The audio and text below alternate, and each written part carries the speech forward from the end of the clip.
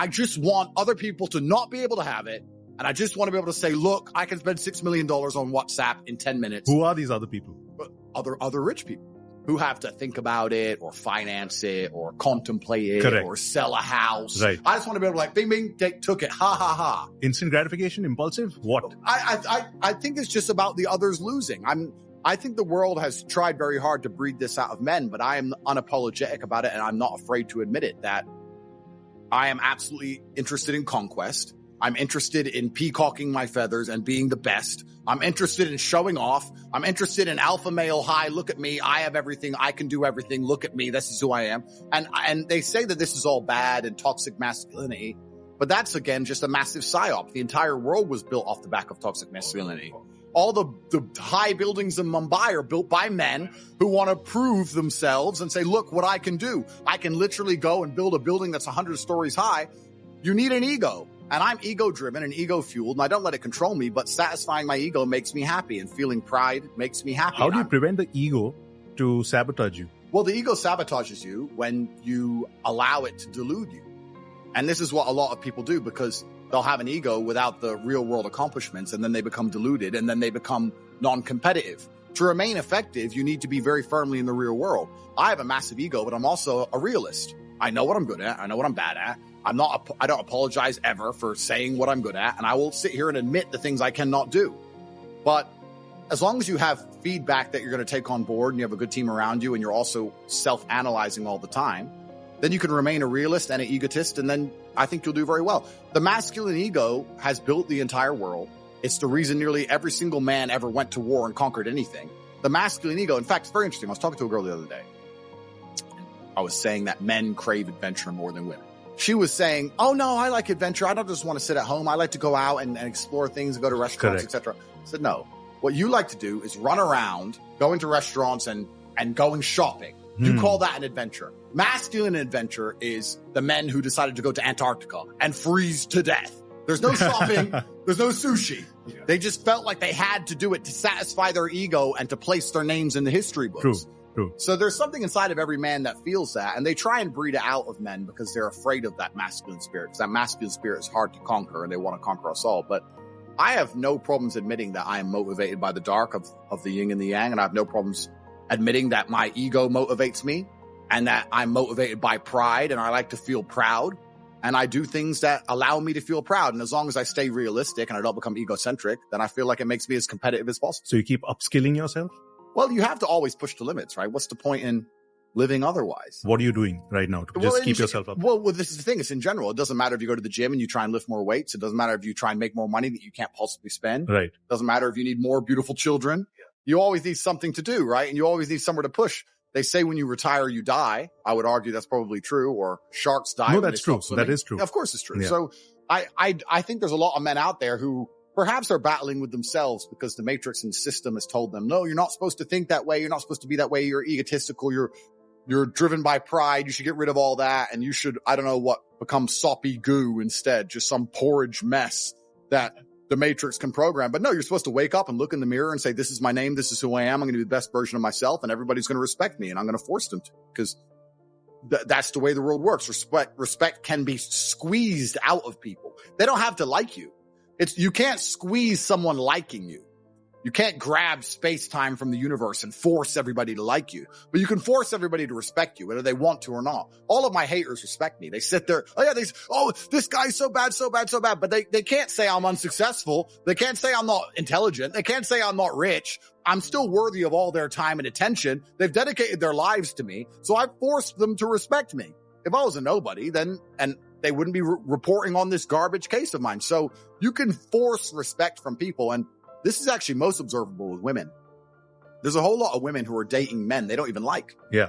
And they're sleeping with men they don't even like, but they respect him. Because it's the security that they offer, right? That's right. The security they offer and the respect. And they can say, I don't even like him that much. In fact, I hate him, but I just do as he says. Why is that? Because they respect you. So I'm driven by that. And I guess, I've talked to psychiatrists, and there's some psychiatrists who would argue that it's insecurity to feel like you need to prove yourself to the world all the time.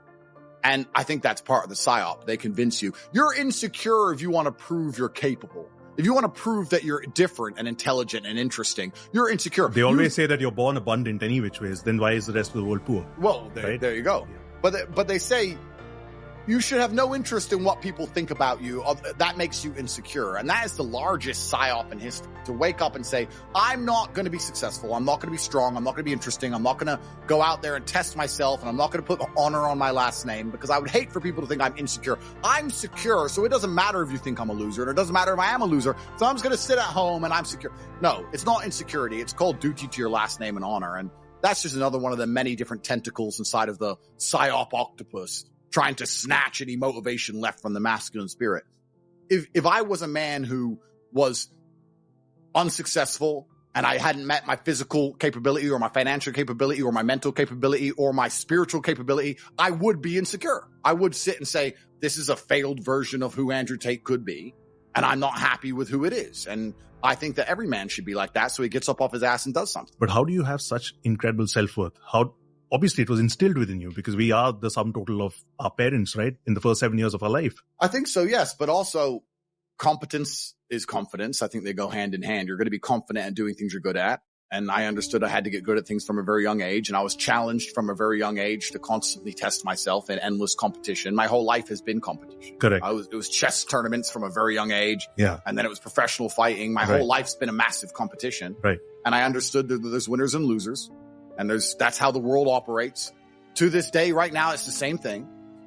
And you just get good at the idea of competition. I think there's a lot of people out here who don't realize they're in a fight, or they know they're in a fight, but they want to ignore the fact they're in a fight, because they don't want to have to accept that they're losing. So they wake up and say, oh, I'm just a man living life. Bro, they're too comfortable. They're too comfortable. No, bro, I will experience. You need the bad things also, just as we talked about earlier about haters, and you need the light and the dark and the yin and the yang, thousands of years old. You need the two. This is what's very interesting. The point you made is very, very, very pertinent. There's a lot of people who complain about the bad things that happen in their life, not understanding that without the bad things, you'd have no life at all. You need all of the bad things. You need the mental struggle. You need to go through things which you regret. You need to sit there so that if you've never regretted any action you've ever taken, how can you sit and make a intelligent decision for the future? You can't do it. You need to sit and say, well, I felt the sting of regret for X. I don't want to feel the sting of regret for Y. You need this experience. And that's what life is all about. People think that life is just the good times. And this is the massive misconception. Love is a perfect example. Let's use love. Because people think being in love is holding hands and I hold hands and we cuddle in bed. I love them. Love is the whole spectrum. Love is missing them. Love is breaking up with them. Love is being sad they don't text you. Love is the whole circle. There's no up without down. Anything that has the ability to emotionally affect you positively has the ability to emotionally affect you negatively. There's nothing in the world that can only affect you in one direction. Even something as asinine and stupid as an object. We'll go back to cars because I used it earlier. If I buy a car for 6 million euro and it makes me very happy, if that car sets on fire at random, I'm going to be extremely angry. This is what happens. If it's a Nissan, it won't make me happy. But if it sets on fire, I won't be sad. They're directly correlated. Anything in the world that makes you happy that you currently have, whether it's a person, whether it's a job, whether it's a scenario, whatever it is, also has the exact inverse capability to make you extremely angry. So you have to accept this about You're quite detached, man. You're quite detached from everything that you also own. You say you love it, but at the same time, you're okay with letting go. Well, that's because I think I have confidence in myself to get it all back. And that's also because I have quite a lot of emotional control. And then perhaps maybe I'm a little bit of a sadist. I don't know. But when bad things happen to me, You love it. I kind of enjoy it. And I think that maybe it's perhaps I just enjoy it for the story.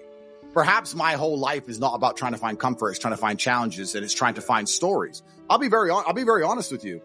Even in jail, my brother and I kept saying this is probably the best story, one of our best ever stories. That's what life is about to me. And if you were to say to me right now, Andrew, do you want to spend a year living in comfort and flying around the world and sleeping with girls and doing whatever, or do you want to spend a year in a jail in Mongolia? I'd probably choose the jail. Maybe I'm a sadist. Maybe I'm nuts. But for me, it's all about the challenges. It's not about the comforts. That's what I'm interested in. And I want to have stories to die with. So when bad things happen. But then what happens to your wife? What happens to your kids? Well, exactly. That's part of the story. Yeah. That's probably one of the best parts. All right. What's going to happen to them? Yeah, dude. Maybe will she stay loyal? Of course, I'm the top G, but come on. But what happens to her? What happens to my kid? How much did I miss my child when I couldn't see them? How did they get to Mongolia to even come visit me? Was I allowed visits? What, did I get in a fight in there? Did I die in jail?